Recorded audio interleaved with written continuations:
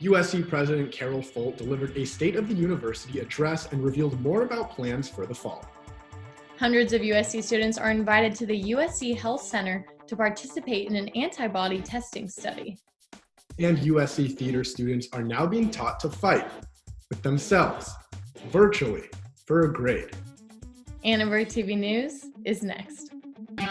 Live from USC, you're watching Annenberg TV News.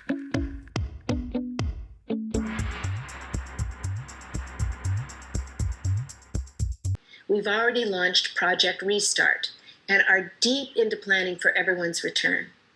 Our schools are running full speed this summer online and adding exciting new opportunities. President Carol Folt says USC will be fully operational in the fall, but that the university now faces a $300 to $500 million shortfall.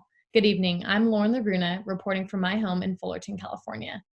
And I'm Noah Cameras reporting from West Hills, California. In an address to faculty, students, and staff, President Folt said plans are now in the works for both the summer and fall semester. Our teams are actively exploring options, including delaying the start of on-campus classes by several weeks, retrofitting our facilities for social distancing, and pursuing hybrid models that include online and in-person activities in all classes. And I want you to know that we have your back. We're all committed to helping you, to getting you through this crisis, completing your education on time, and launching your careers. Meantime, USC student health officials are conducting a study of as many as 800 students to test for COVID-19 antibodies. The blood test at Engelman Health Center will be free of charge, and results are expected within 2 weeks of the day they're administered. Chief Health Officer Sarah Van Orman explained what the zero prevalence levels dictate. So a seroprevalence is, it's a technical term that is sort of what percentage of a population has antibodies to something. So what we're trying to do is do a sample of USC students that are still either living in the dorms or in the immediate around campus and determine what percentage have antibodies to the COVID-19 virus. And it would tell us a little bit about how many people may have had it already during the spring semester. Students received this email today from USC Student Health informing them of their selection for the antibody testing. Students living on campus or in nearby locations were randomly chosen. Students expressed some eagerness to begin testing and receive their results. It's pretty exciting for me, and I definitely intend to go get tested. As soon as I actually got that email, I called them up, and it was really busy. Like, I think I was on hold for about 10 minutes. So obviously the around 500 to 800 people who did get this email today kind of jumped on it immediately, same as me. It's tricky, obviously, because there's so much uncertainty about whether or not these antibody tests work, but they are also like the only way we can trace like how far this virus actually spread. So it's nice for like my own sake and for the sake of some of the people around me to know. There have been 56 new deaths reported in LA County, bringing the total number to 1,056. And LA County now has over 22,000 COVID-19 cases. Governor Gavin Newsom warned that easing up on social distancing could cause a harmful second wave of the virus.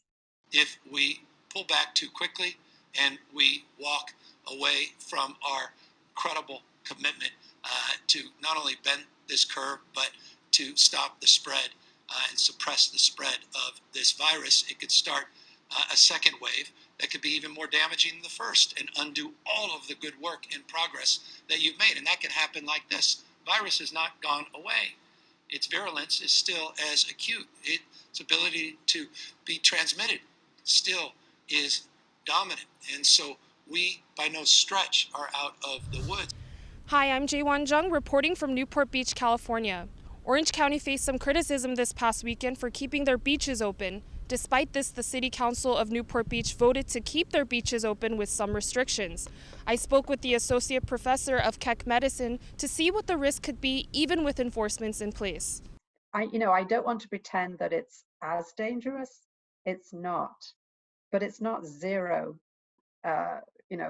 It's not completely safe, and people have been infected in outdoor situations. I think when people are on a beach, especially if it's hot, people are far less likely to wear a mask. People may have the intent of socially distancing, but the reality is, on a crowded beach on a hot day, you can't. Even with the foggy weather and limited parking, locals still showed up to the beach today. There is continuous backlash on allowing beach access, but it looks like for now, residents can walk, jog, or surf on the shores. Today on Cross Continental, we will be taking a look at one coronavirus success story. I'm Amanda Anyofjong reporting from downtown Los Angeles. New Zealand says they have eliminated the coronavirus, but that doesn't mean there won't be a few new cases. After a strict lockdown, almost 500,000 people are heading back to work, and 75% of the country's economy is back on track. Today I spoke with two producers from TV3, a nationwide morning television show, and they explained to me how the island's geography has helped. Not only did we have a isolation advantage geographically, we also had a southern hemisphere advantage geographically, which allowed us more time to catch up on anything we may have not prepared beforehand. The country is easing restrictions one level at a time. People wearing masks lining up 2 meters 6 foot apart in the supermarket queue, around the car park. I've never seen queues for supermarkets in New Zealand. You're lucky if the only queues we see are queues of cars. We don't see queues of anything else. There's not enough people here.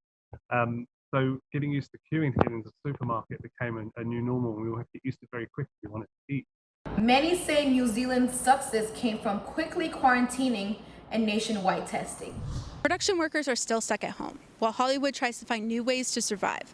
I'm Becky Sweeney reporting from Burbank outside Warner Brothers Studios, where typically TV and movie productions have hundreds of cast members. Technology has allowed some people to work remotely during social distancing, but others are concerned how this is going to affect the industry. The only people that I know who are still working are my friends who work in development. So people are still writing and pitching and buying scripts, but anybody who's more involved with anything after pre-production, there's nothing for them to do.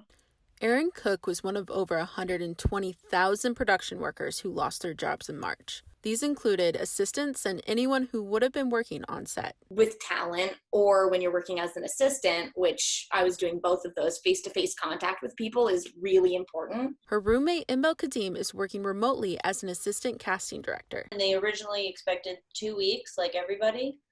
And since it's kept going, there's just no word. Next week, the CBS show All Rise will air its first virtually produced episode. The Warner Brothers and CBS Studios production filmed the episode using FaceTime, Zoom, and other online technology. The entire industry is so based on interpersonal connection and being in touch with people and communicating and seeing them and building a relationship. And it's not the same through a screen. Several industry unions released a letter stating, "We are focused on the protective measures that will need to be enacted to keep professionals safe on production sets. We do share a great faith that our industry will return with vigor and present abundant opportunities." Unions and studios have yet to confirm any new policies when productions start up again, but the movie-making magic will most likely be very different for those working behind the scenes. For Annenberg Media, I'm Becky Sweeney. Solidarity is the theme of this year's Denim Day, the day dedicated each year to preventing sexual violence. One of my biggest concerns is the undocumented woman and undocumented communities who have no other choice and sometimes fear reporting their cases because they fear their own government. The Safer at Home order is a necessary response in working to protect LA County residents. However, there are those who are not safer at home because of sexual violence. And people are participating even during COVID-19 around the world virtually and online because these issues are fundamental. I'm Jordan Hunter reporting from Sacramento, California. The country continues to make positive strides in battling the coronavirus pandemic. However, Dr. Anthony Fauci believes it may be difficult for some sports to come back this year. In an interview with the New York Times yesterday, Fauci said, "Safety for the players and for the fans trumps everything. If you can't guarantee safety, then unfortunately you're going to have to bite the bullet and say, we may have to go without this sport for this season." Fauci's comments come on the heels of the MLB, the NBA, and other leagues trying to find ways to bring teams back together for the first time in over a month to train and play games with or without fans in attendance. Tyler, over to you with NCAA news. Thanks, Jordan. The NCAA continues to move towards allowing student athletes to receive compensation for their name, image, and likeness. Today, the Board of Governors announced their support for rule changes that would allow college athletes to get endorsements related and not related to athletics. The student athletes would be allowed to identify themselves by sport and school, but they wouldn't be allowed to have any identifying school logos and any endorsements. The board did emphasize that no university should at any point pay an athlete for their name, image, or likeness, but this does keep the movement on track for allowing student athletes to be compensated. Things are still looking to stay on track, and changes are expected to be made by January 2021. Reporting one last time from Corona, California, I'm Tyler Meyerly. USC theater students taking a stage combat class have some creative solutions for their final project. Edgar Landa teaches them how to fight, and Kellen Slattery is a student in his virtual class. Professor Landa really got creative, and I really think the assignments, you could take these kind of remote assignments that we're doing and even put them back when you go back to a hands-on course, these sort of film things and learning how you can manipulate the camera and the frame to show violence or stage punches, things like that. I think these exercises we're doing now are so effective. You could take it back and put it in the way we were before. I think ultimately what's going to happen, it's probably going to end up being like a hybrid when we come back, because I think we really learned a lot doing this remotely, and it's just a test of creativity. Yeah, usually I do a camera component in my class when we're meeting in person. What's different is that obviously they can't fight with each other, so I had to figure out a way for them to still use that skill set, but without anybody else. ATVN has delivered a lot of news to your screens this season. While Annenberg is home to some of the best student reporters in the country, we're not perfect. As they get ready for life after USC. Annenberg TV News is next.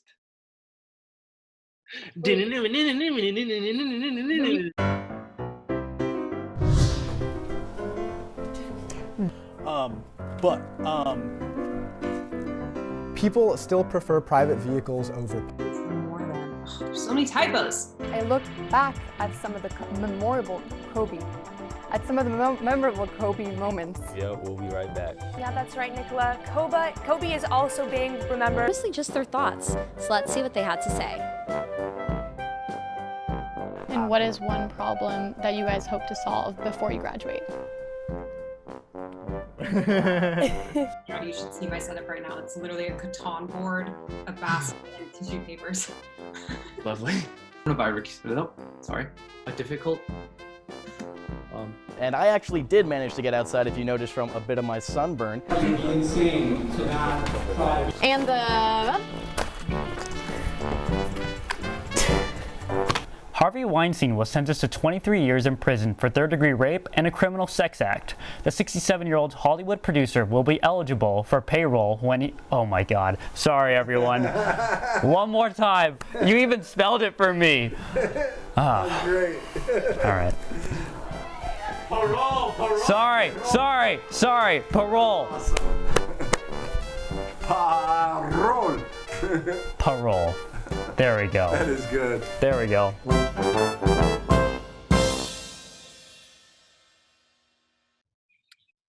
Lauren, it's been such a pleasure anchoring with you this semester. I wish we could have had a little more in-person, in-studio time to do it, but we definitely made do. We did. But you're graduating. Yes. This semester. So are you planning on joining the online Zoom graduation coming up? I think I will log on to Zoom on May 15th, and maybe my family will too. We'll listen to some of the speakers, but I think we're all just really excited for when the real graduation day comes, when everyone is safe and we're able to return to campus for that event. Yeah, that'll be a much more exciting day. On behalf of everyone on Wednesday's ATVN crew, we want to thank you for tuning in all semester long.